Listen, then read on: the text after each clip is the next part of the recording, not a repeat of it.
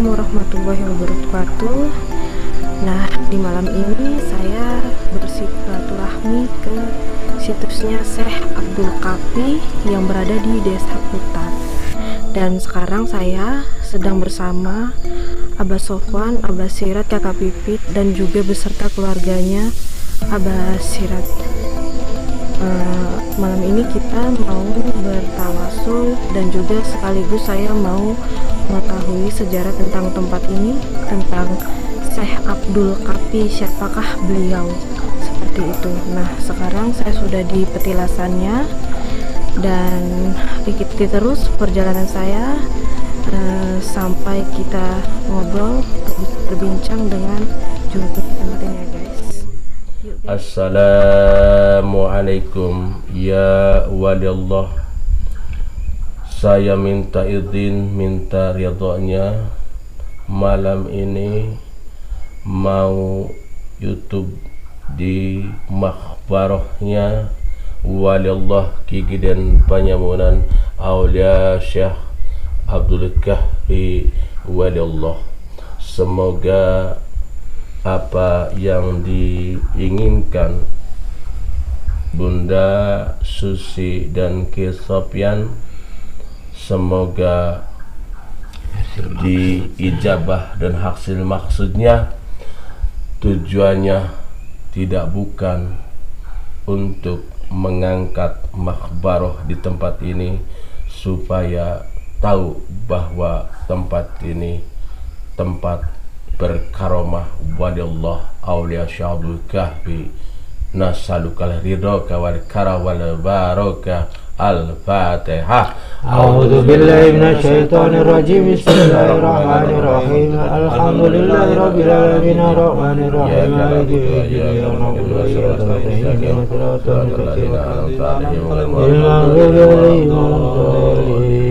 Assalamualaikum. Ya, mari. Sentar dulu ininya.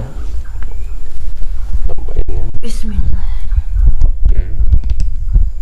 Sekarang udah Kanan kiri ada. kalau itu apa yang kita pencari sambil bertawasul di sini. Bismillah. Silakan Allah sampai pencari di luar ya. Sebentar ya. Center saya enggak apa-apa. Now to decree alamhu la ilaha illallah majus la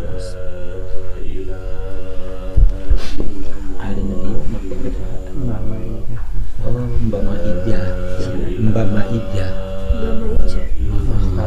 Ini makbarahnya Mbak Maida. Di Mustahar. Sini. Keponakan namanya. Ini siapa?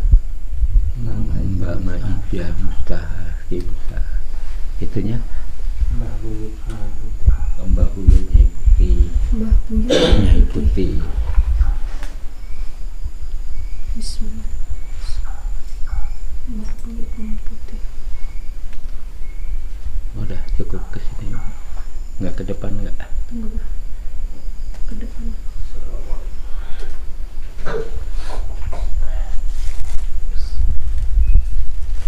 Nah, ngobrolnya di sini.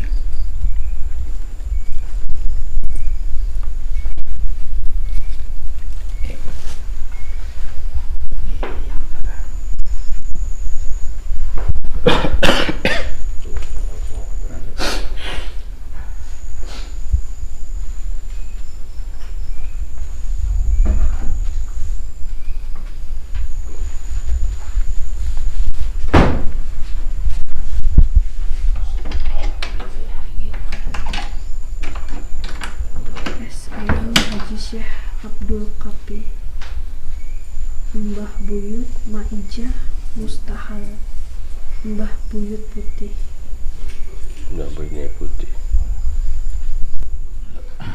Assalamualaikum warahmatullahi wabarakatuh. Waalaikumsalam. Ini punten ya, Pak Kunci, manggilnya Bapak Kunci. Ya, boleh. Tuh. Susi datang ke sini malam-malam bukan niatnya mau ngeganggu istirahatnya atau gimana gitu kan. Dikarenakan Susi kan sudah sering gitu istilahnya bersilaturahmi ke Abah Sirak, ke Abah Sofwan. Jadi Susinya tuh denger tentang tempat ini gitu. Di tempat Mbah Buyut Panyamunan. Jadi di sini Susi kepingin tahu Mbah Buyut Panyamunan itu nama aslinya siapa, silsilahnya bagaimana gitu kan. Dan Susi pengen tahu juga kenapa itu adanya di tempat ini gitu. Punten Pak, boleh dijelasin? Ya, untuk keterangan pertama namanya Panyamunan itu satu ya tempat nyamuni atau tempat bersumput gitu. Tempat bersumput. Nyaman, nyamul, nyaman. Jadi Panyamunan itu ya selain sembunyi, bukan sembunyi dalam kesalahan. Sembunyi artinya beliau itu tidak bisa ketahuan orang, dipandang orang itu orang yang menyembunyikan jati diri. Dia menyembunyikan jati diri dia istilahnya supaya itu dalam beribadah banyak kehusuan, jadi tidak menyombongkan diri, jadi nggak pernah istilahnya takabur dan sebagainya. Jadi beliau untuk mengerti ajaran yang paling terbaik supaya adanya di bumi di sini Panyamunan itu nyamar karena zaman Belanda itu tidak pernah kejadian Belanda sampai ke sini, hanya di bawah-bawahnya saja. Oh, jadi zaman Belanda itu belum pernah sampai ke sini. Belum pernah sampai sini, hanya di luar bawah. Karena memang nggak tahu gitu atau Karena mungkin karena beliau itu kayak orang sufi, orang sangat mulia kan, Mungkin kelihatannya apa gitu. Kelihatannya apa dan banyak asap gimana. jadi tertutupi lokasinya gitu. Terlindungi. Dan yang beliau namanya yang Syekh Abdul Kafi itu dahulu kalanya kan itu kata orang-orang keraton mah dari kesepuhan itu Syekh Datu Kafi. Syekh Datu Kafi. Syekh Datu. Atau Syekh Nurjati atau yang di sini itu pada umumnya itu Eyang Haji Syekh Abdul Kafi. Eyang Haji Syekh Abdul Kafi. Syekh Nurjati. Syekh Nurjati, ada yang bilang Syekh Datu Kafi. Syekh Datu Kafi. Jadi makanya disamarkan nggak ada tahunnya. Beliau itu kapan tahunnya, wafatnya pun kapan, nggak ada yang tahu. Yang tadi disebutkan sama Abah Sirak itu bisa terjadi itu ya mungkin awalnya yang tadi itu disebutkannya di dalam itu. Jadi bisa nyambung ke Mbah Maija Mustahil alias Tuba Mustahil, bisa nyambung.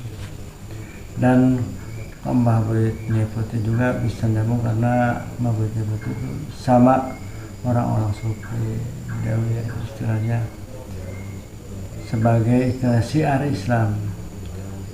Jadi untuk istilahnya sama yang Abdul Kafi itu berbakti, mengabdi lah.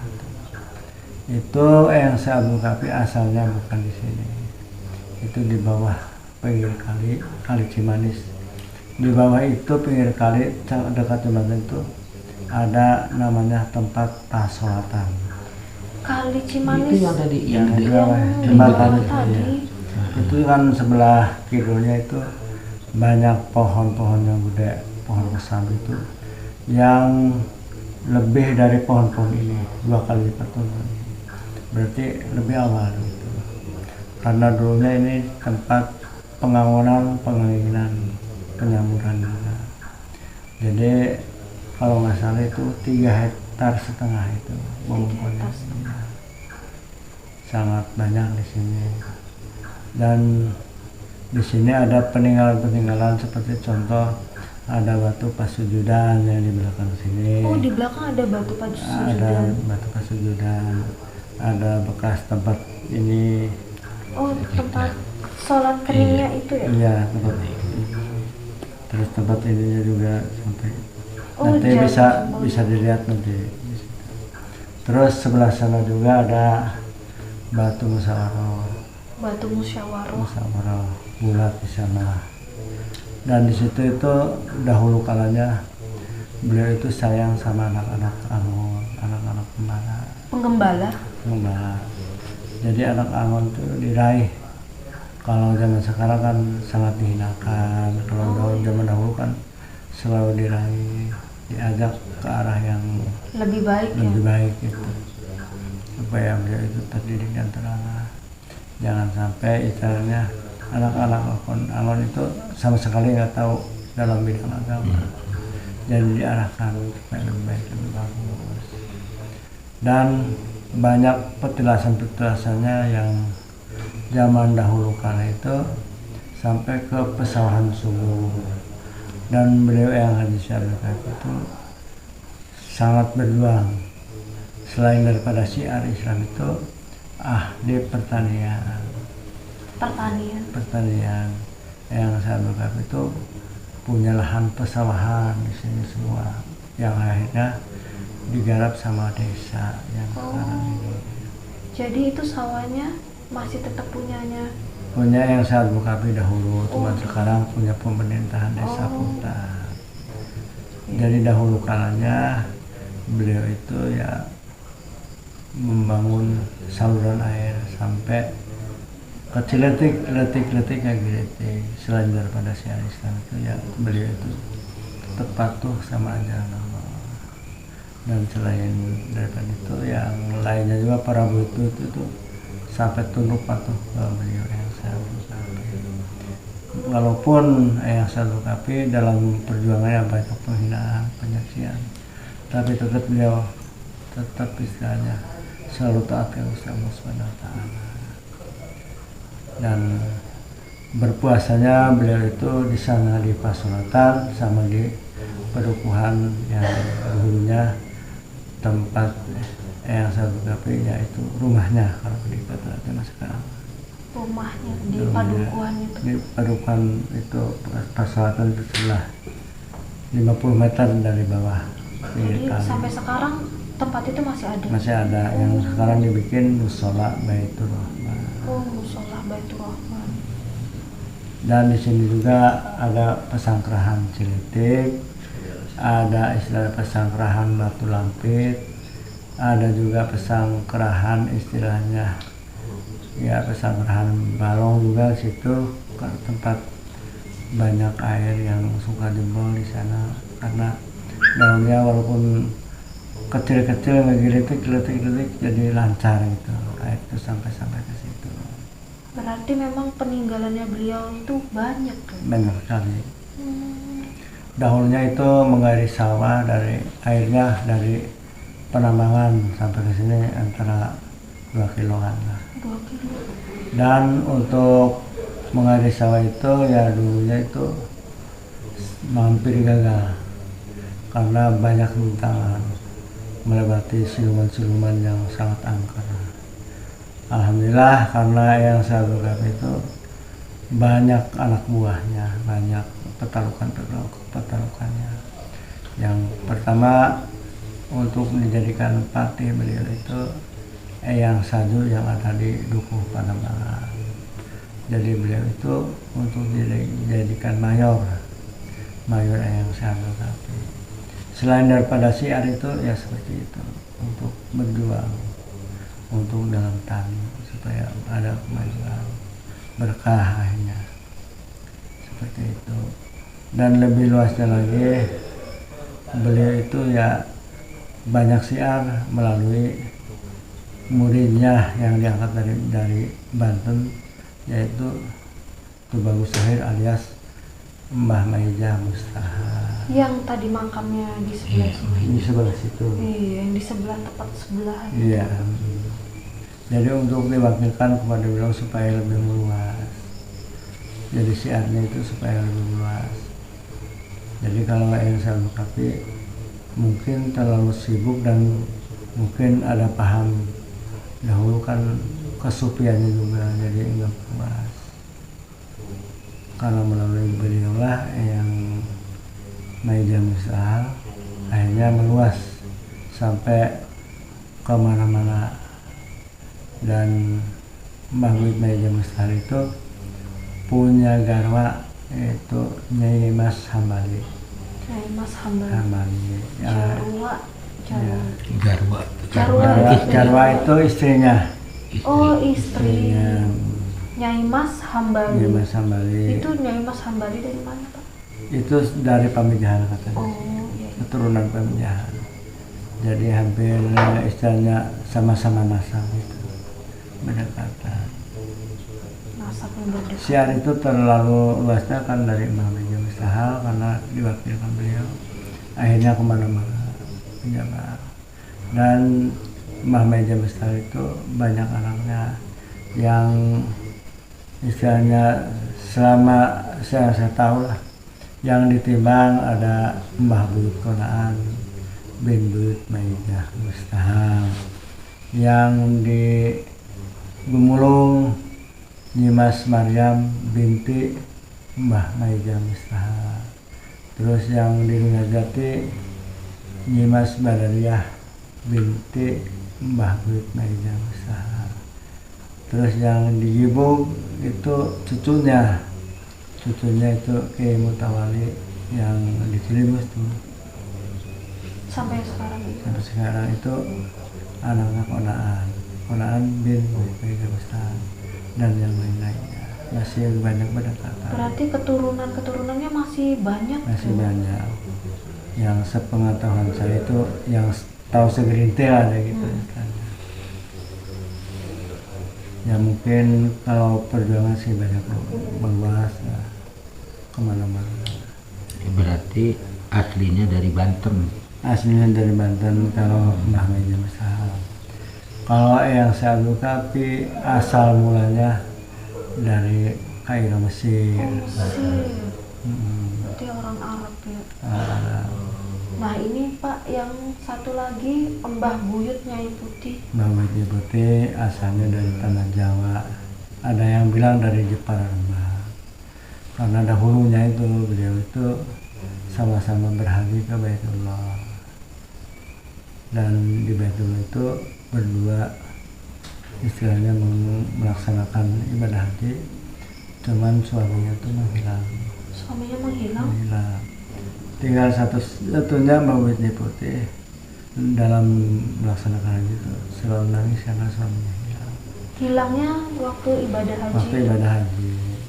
Karena mungkin dahulu kala juga di Mekah itu sangat padat mungkin itu. Karena merasakan hilang, akhirnya beliau menangis terus. Tapi beliau Mbah Buyut Putih itu banyak harapan. Insya Allah mungkin bakal ketemu lagi di akhirat setelah beribadah sebenarnya. Tapi ya selama 3 bulan itu selalu dicari. Walaupun dia istilahnya anak terah raja, terah menak, tetap tidak bisa dicari, kemana-mana nggak ada. Akhirnya muncul yang menamakan Syekh Abdul Kafi. Kalau untuk pulang ke tanah Jawa, ke Indonesia, untuk istilahnya memegang jubah saya, akhirnya nurut Mbah Buyut Putih itu memegang jubah beliau. Akhirnya dalam sekejap nyampe ke tanah Indonesia. Ya sudah nyampe cuy. Sesudah nyampe akhirnya ya beliau waksa bahwa saya ini seorang janda. Yang maaf yang ngomong di sini, semoga itu menjadikan kebaikan, jangan sampai menjadikan madorot. Ya hanya untuk diajak istilahnya menjadi satu bersuami. Tapi Mbah Buyut yang saya tapi menolak.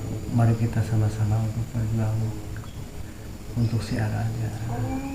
Tadinya si Mbah Buyut Nyai Putih malah ngajak untuk menikah gitu.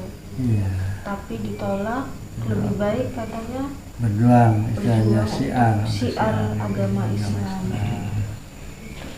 Jadi untuk Mbah Meja Mustahil itu antaranya ke sini, bagikan kita menjadikan juru kunci ada gitu. Akhirnya ya kita nurut ya beliau untuk istilah menjaga dalam puasa dan apa dengan pakai kohol atau kentungan tuh. Dimana mau buka puasa yang satu tapi baru nyebutnya kohol tuh oh berarti mereka berbuka puasa. Setelahnya beres ya, tunggu lagi Mbah Buit yang satu tapi akhirnya Mbah Buit nyebutnya langsung beresin bekas makanannya ya seperti itulah untuk mengabdikan selama kehidupannya.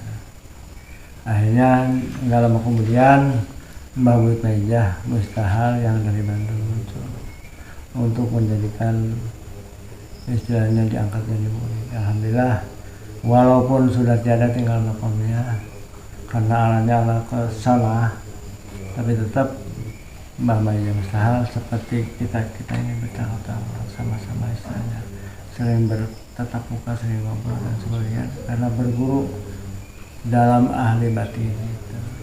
Seperti kita ini biasa akhirnya diangkat menjadikan murid untuk siar kemana-mana ya. Alhamdulillah setelah dilaksanakan sampai puluhan ribu akhirnya jutaan sampai menyebarkan Islam karena dari Mbah Meja banyak anak-anaknya. Alhamdulillah seperti itu. Jadi Pak, memang dari mulai waktu itu sampai meninggalnya juga di sini, sama-sama di sini ya. Islam di sini. Karena Mbah Meja Mustahal itu beliau itu terah ahli keraton. Mau dimakamkan istilahnya tadinya sih ke keraton. Oh. Cuman karena beliau banyak murid-muridnya Mbah Meja Mustahal dari Gumulung Cigoek itu akhirnya sama-sama dipayang. Maksudnya dipayang? Ya istilahnya karena beliau udah meninggal terus sama-sama pakai tandu gitu sama anak murid sampai disurupkan di sini. Karena di sini insya Allah bukan istilah makam biasa atau petilasan, insya Allah aslinya. Ini makam aslinya? Insya Allah aslinya karena saksi hidupnya beliau ada Mbah Buit Meja. Bukan patilasan konon katanya, insya Allah asli. Oh, ini malah asli ya? Bukan sekedar petilasan, makam asli. Insya Allah asli seperti itu. Karena saksi hidup itu Mbah Buit Meja Mustahal yang tahu persis dalam kebatinannya dan kelahirannya. Cuman bedanya Mbah Buit Meja Mustahal dalam hidup Mbah Buit itu sama yang Salim Batin sudah dalam tiada tapi dalam batin sama. Seperti itu. Sudah tiada tapi batinnya masih sama seperti kita masih bisa berbicara seperti itu. Jadi kayak kata-katanya apa kabar-kabarnya Waliullah yang di Cirebon ini seperti moksa gitu ya Pak? Ya benar. Moksa atau memang meninggal? Ya insya Allah seperti karena ada yang pepatah Waliullah itu bukan meninggal. Jadi para beliau itu seolah hidup dari siarnya itu sampai ke akhir zaman. Sampai akhir zaman. Iya. Gitu. Dalam sejarahnya banyak keajaiban. Di sini Batu Suju, di sana juga tempat musyawarah dan tempat bakyatnya juga. Kalau hari ini dilihat bisa ya Pak. Oh ya, Bapak sendiri di sini tuh jadi juru kunci itu udah berapa lama dan kenapa bisa Bapak gitu? Apa dari keturunan gitu? Dahulunya kan yang persis saya tahu itu dari keluarga Abah Umar almarhum, Abah Kasan atau Abah Markuri almarhum zaman dulu. Terus pindah-pindah ke Abah Muhari yang dulu tapi sudah tiada, sekarang pindah ke saya dalam bercakap-cakap sama orang-orang desa. Udah teruskan saja karena setelahnya orang tua kamu apalagi kalau bukan kamu. Ya. Oh, yang sebelumnya tuh orang tuanya Iya, Bapak. Mbah Mod almarhum. Siapa? Mbah Mod almarhum. Mbah Mot almarhum. Baru jatuhnya ke Saya. Bapak kayak begitu. Saya melaksanakan tugas itu tahun 2006 awal. Oh, tahun 2006 awal Sampai sekarang 15 tahun. 12 tahun lebih lah. melanjutin dari orang tua. Ini maaf ya Pak, ganggu malam-malam. Terima kasih ya Pak ya. Punten ya informasinya. Insya Allah jadi manfaat ya, menambah wawasan juga buat kami ini yang generasi mudanya gitu kan. Karena jarang-jarang juga kan orang yang mau datang gitu, dan jarang juga mungkin yang tahu gitu kan Pak. Ya mudah-mudahan lah jadi nambah pengetahuan Ya, kami nambah pengetahuan dan bisa menjadikan syiar untuk para penjara untuk langkah masa depannya. Jangan sampai para penjara itu istilahnya salah sasaran, salah kaprah, salah arti. Inilah tempat awalnya itu yang perlu dipenuhi dan perlu dijauhi, itu merasa kewajiban kita semua untuk berdoa. Walaupun insya Allah beliau itu sudah dimuliakan Allah, tapi tetap kita memuliakan beliau supaya doanya itu berjalan bagaikan air mengalir. Jadi untuk kita juga, karena beliau penuh luber dengan doa. Toh kita kalau menerangkan ngeluberan itu akhirnya mudah-mudahan kita kecerdasan, karomah, barokah dan yang lainnya. Insya Allah. Oh ya Pak, kalau boleh tahu tadi nama Bapak siapa Pak? Nama saya Nur Dita. Pak Nur Dita. Pak Nur Dita. Iya. Ini saya mau permisi lagi Pak, Ya, mau bangga, lihat bangga. batunya ya Pak ya. Ya. Terima kasih ya Pak ya. Ya, Assalamualaikum. Waalaikumsalam.